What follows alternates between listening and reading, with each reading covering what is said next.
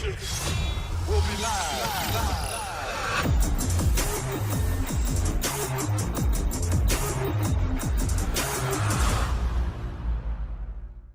नमस्कार दोस्तों, आप सभी का स्वागत है मेरे YouTube चैनल रिवर्बरेट पर। तो आप मेरी साइड में देख रहे होंगे कि एक बॉक्स है जो कि एक ग्राफिक कार्ड का बॉक्स है। तो सीधी सी बात है कि हम आज के इस वीडियो में ग्राफिक कार्ड के ऊपर बात करने वाले हैं या जीपीयू के बारे में, ग्राफिक्स प्रोसेसिंग यूनिट के बारे में बात करने वाले हैं।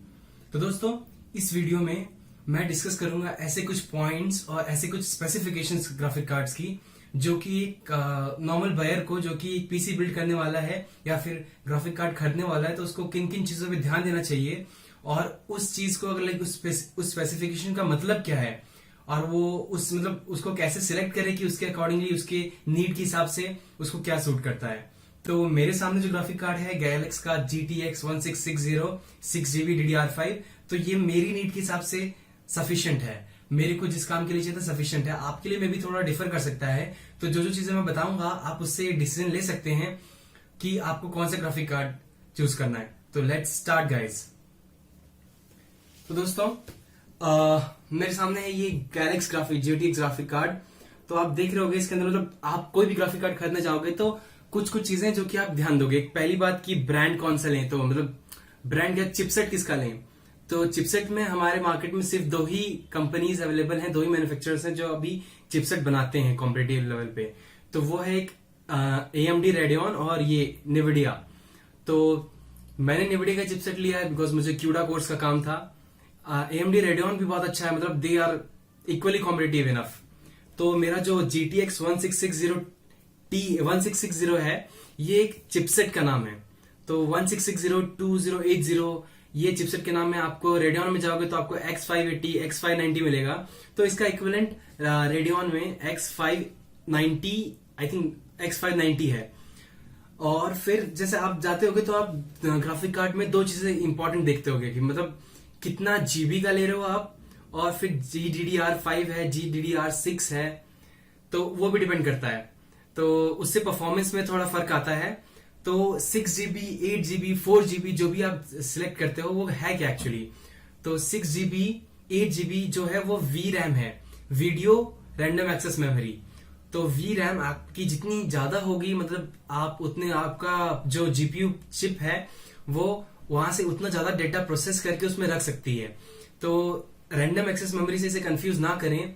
रैम जो होता है वो अलग पर्पज के लिए होता है, CPU डायरेक्टली उसे यूज करता है, और हमारा जो GPU है जो कि ग्राफिकल प्रोसेसिंग करने वाला है, वीडियो रेंडरिंग देखने वाला है, आपके मॉनिटर में जो आउटपुट आपको दिखता है वो देखने वाला है, या रियल टाइम में अगर आप गेम खेल रहे हैं तो उस गेम को रेंडर करने वाला है उसके पिक्सल्स को। तो जितनी उसकी मेमोरी हमें स्पेसिफाइड होती है तो ये 6GB है। तो 6GB VRAM इसके अंदर है, वीडियो रैम। तो वीडियो रैम क्या होगा, वो सिर्फ GPU के यूज के लिए होगा। तो जितना ज्यादा नंबर है ये उतना ही अच्छा है। बट आप देख लीजिए मतलब आपको जो जैसा यूसेज आप अगर ग्राफिक एडिटिंग करते हैं या आप डीप लर्निंग के लिए कंप्यूटर यूज करने वाले हैं, साइंटिफिक पर्पज के लिए, या फिर जस्ट मूवी वॉचिंग के लिए अगर आप यूज कर रहे हैं, तो आई डोंट थिंक सो आपको किसी एक्सटर्नल ग्राफिक कार्ड की जरूरत पड़ेगी। बिकॉज आजकल के जो प्रोसेसर्स हैं उसमें जो इनबिल्ट ग्राफिक्स होता है Intel HD 620 630, they are more than enough capable of playing 4K videos, और मिनिमल गेमिंग भी आप कर सकते हैं। बट सिंस मैं बता रहा हूं कि अगर आप एक कंप्यूटर बिल्ड कर रहे हैं तो आप एक कंप्यूटर इंथुजियास्ट हैं, आपको मतलब थोड़ा इंटरेस्ट है, तो आप उसमें काम भी कुछ ऐसे लेने वाले हैं, तो आप ग्राफिक कार्ड के बारे में एक बार जरूर सोचेंगे। फिर बात आती है GDDR5। तो DDR5 DDR6 ये क्या होता है, आपका जनरेशंस है।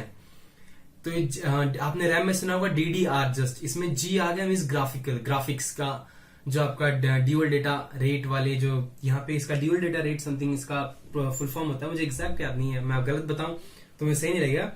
फिर इसके मैन्युफैक्चरर्स बहुत होते हैं। तो आप बोलोगे कि गैलेक्स का, यहाँ पे गैलेक्स ब्रांड लिखा है, इसके बाद एंटेक मिलेगा आपको, एंटेक शायद से नहीं है, जोटैक है, MSI है, गीगाबाइट है, बहुत सारे कंपनीज है जो कि इनकी चिप्स को लेती हैं, ओरिजिनल चिप को, और उसमें अलग थर्ड पार्टी कंट्रोलर्स डालती हैं, कुछ एक्स्ट्रा मॉडिफिकेशंस करती हैं और अपने अपने फीचर्स मतलब अकॉर्डिंगली उसको रिलीज करती हैं कुछ कुछ एक्स्ट्रा फीचर्स के साथ। तो मैंने गैलेक्स का चूज किया है। और आप देख रहे होंगे यहाँ OC है, मीन्स वन क्लिक ओवरक्लॉकिंग। सो जिनको ओवरक्लॉकिंग का शौक है, मतलब वो जितना उन्होंने पे किया है उसको थोड़ा ज्यादा एक्सट्रैक्ट करना चाहते हैं अपने ग्राफिक कार्ड से, तो इसमें क्या है, आप सॉफ्टवेयर के थ्रू ओवरक्लॉकिंग कर सकते हो, मतलब आपको मैन्युअली करना नहीं पड़ेगा। मैन्युअली करना एक बहुत ही ज्यादा टीडियस प्रोसेस है और बहुत नॉलेज आपको चाहिए होगी उसके लिए, बिकॉज स्टेबिलिटी इश्यूज आते हैं अगर आप ओवरक्लॉक करो मैन्युअली, सही से आपने क्लॉक नहीं किया। तो इसमें सिस्टम, ये जो आपका इसमें एक ट्यूनिंग सॉफ्टवेयर आएगा आपका, इसके साथ आप उसे डाउनलोड करके सिंगल क्लिक से वो क्या करेगा, डिटरमाइन कर लेगा कि क्या बेस्ट स्टेबल ओवरक्लॉकिंग है, वो वहां आपको बेस्ट स्टेबल ओवरक्लॉकिंग पे लाके आपको ओवरक्लॉक करके दे देगा ऑटोमेटिकली। तो आपको इसमें ज्यादा कुछ नहीं करना होगा, सिर्फ सिंगल क्लिक से हो जाएगा काम। तो दोस्तों अभी तो हमने बात कर ली बहुत सारी चीजों की। तो इसके फीचर्स क्या क्या है, ये मैक्सिमम ऑफ 3 मॉनिटर सपोर्ट कर सकता है ये ग्राफिक कार्ड। मैं इसको खोल के दिखाता हूँ, तो इसको खोल के देख लेते हैं। तो ये इस ग्राफिक कार्ड, ओके ये गिर गया, तो ये बॉक्स से मैंने निकाल लिया है। इस ग्राफिक कार्ड यूनिट में आपको एक मैनुअल मिलेगी, मतलब इसको कैसे इंस्टॉल करना है, उसके ड्राइवर्स को कैसे इंस्टॉल करते हैं, इसमें सब मेंशन्ड है, तो आप देख सकते हैं। तो इसको रखते हैं साइड में और इस बॉक्स को खोलते हैं। तो दोस्तों मैंने इस बॉक्स को एक्चुअली पहले एक बार खोल लिया था, बट ऑलमोस्ट सब चीजें सेम कंडीशन में ही है। तो देखते हैं, ये है हमारा एंटी स्टैटिक पैकिंग जो हमारे ग्राफिक कार्ड पे है, इससे निकाल लेते हैं इसे।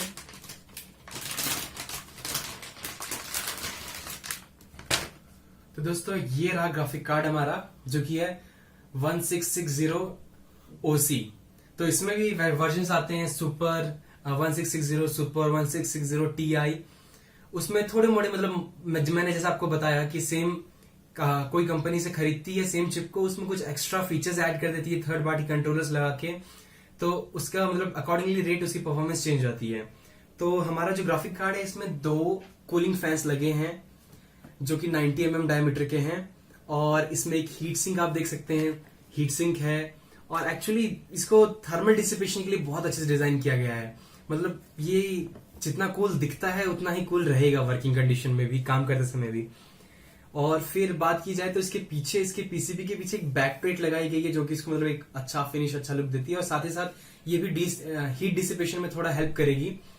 जनरली बहुत से कार्ड्स पे आपको नहीं दिखेगा, सिर्फ पीसीबी डायरेक्टली दिखेगी, आपको कॉन्टेक्ट दिखेंगे, बट इसमें एक बैक प्लेट लगाई है। अगर आप ग्राफिक कार्ड खरीदते तो आपको एक्सटर्नल, अगर पावरफुल ग्राफिक कार्ड है तो उसको एक्सटर्नल पावर की जरूरत पड़ेगी। यहाँ 6 pin PCI express power supply ये लेगा graphic card, external power supply, जो आपके SMPS से, मतलब एक्सटर्नल का कहने का मतलब है ये SMPS से इसका पावर आएगा, ना कि आपके मदरबोर्ड से। फिर अब बात करते हैं, तो इस पे आप देख सकते हैं, इस पे तीन डिस्प्ले स्लॉट्स हैं। एक है डिस्प्ले पोर्ट, और फिर एक है HDMI 2.0B, और एक है इसमें DVI ड्यूअल लिंक, DVI-D। तो ये कनेक्टिविटी ऑप्शंस आपको मिलते हैं, आप मैक्स ऑफ 3 मॉनिटर्स कनेक्ट कर सकते हैं। इससे पता चल जाता है कि ये 3 monitors at a time support करता है। और बात की जाए तो ये लुक्स में काफी अच्छा है और मेरे काम के लिए सफिशिएंट है। तो इस बॉक्स में देखते हैं और क्या है हमारे पास इस बॉक्स के अंदर। तो इस बॉक्स में ये केबल आती है जो कि आपका, मतलब अगर आपका SMPS ऐसा नहीं है जो कि डायरेक्टली वो उस पावर केबल के साथ आता है जो इसमें प्लग हो जाए आपके 3 पिन स्लॉट में, जो 6 पिन स्लॉट है जो आपका, उसमें कनेक्ट ना हो पाए, तो ये कन्वर्जन पिन्स है। तो नॉर्मल जो आप 3 पिन कनेक्टर्स होते हैं, पावर कनेक्टर्स, उनसे आप कनेक्ट करिए और उसको अपने ग्राफिक कार्ड में यूज कर सकते हैं। और अदर देन इसके अलावा इस बॉक्स में कुछ नहीं है। तो दोस्तों आप जब भी ग्राफिक कार्ड खरीदे तो आपको ध्यान किन किन चीजों को देना है, आपको, चलो इसे ऐसे रहने देता हूं। तो आपको ध्यान देना है कि वो GDDR5 है, GDDR6 है, जितनी ज्यादा जनरेशन होगी उसकी वो उतना ही ज्यादा अच्छा होगा। और जनरली दोस्तों आप कंफ्यूज मत करिएगा रैम की DDR6 DDR4 से, मतलब मैंने बताया आपको कि आप कंपेयर कर सकते हो, बट इनकेस अगर आपके मदरबोर्ड की स्पेसिफिकेशन में लिखा है कि आपका मदरबोर्ड DDR4 रैम सपोर्ट करता है, तो इससे ये गलत अजम्पशन मत कर लीजिएगा कि आपका अगर DDR5 ग्राफिक कार्ड या DDR6 है तो चलेगा नहीं। ये कंप्लीटली इंडिपेंडेंट होता है। आपको जैसे इससे अगर आपके मदरबोर्ड में PCI X16 स्लॉट है, then you can use this graphic card, मतलब आप इसका कंप्लीट यूसेज ले सकते हो। इसकी वर्जन से कोई फर्क नहीं पड़ेगा, आपके मतलब कंपैटिबिलिटी इश्यूज नहीं आएंगे। हाँ, अगर इसका वर्जन ज्यादा है तो ज्यादा अच्छी परफॉर्मेंस होगी, और जितनी वीडियो मेमोरी इसकी ज्यादा होगी उतने ज्यादा कैलकुलेशंस को ये स्टोर कर सकता है फॉर लाइक अपने रैंडम एक्सेस मेमोरी में फास्टर ट्रांसफर रेट कर सकते, मतलब फास्टर ट्रांसफर रेट होगा इसका। तो इस ग्राफिक कार्ड का ट्रांसफर रेट है 8 Gbps।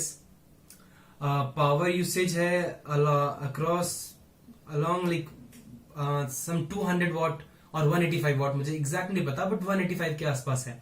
तो पावर सप्लाई भी आप एक अच्छा खासा लीजिए, जो कि मतलब अगर आपने अपने सिस्टम को बिल्ड कर लिया है, देख लिया है, उसके सारे कंपोनेंट्स आप लगा रहे हैं, उसका पावर कंजम्पशन कितना है, तो उसका अगर उसका पावर कंजम्पशन 350 आता है तो आप 700 वॉट्स का एक पावर सप्लाई लीजिए। बिकॉज जो आपका पीएससी होता है वो 50% लोड पे मैक्सिमम एफिशिएंसी देता है।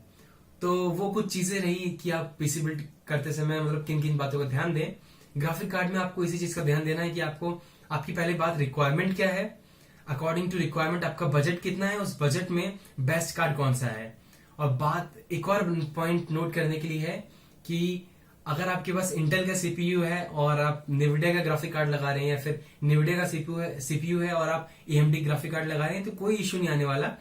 आजकल सारे के सारे ग्राफिक कार्ड प्लेटफॉर्म इंडिपेंडेंट होते हैं, तो आप किसी प्रोसेसर के साथ किसी भी कंपनी के ग्राफिक कार्ड यूज कर सकते हैं, या फिर किसी और मैन्युफैक्चरर का ग्राफिक कार्ड यूज कर सकते हैं। सो इसमें कोई इश्यू नहीं आएगा, आपका बेस्ट काम करेंगे।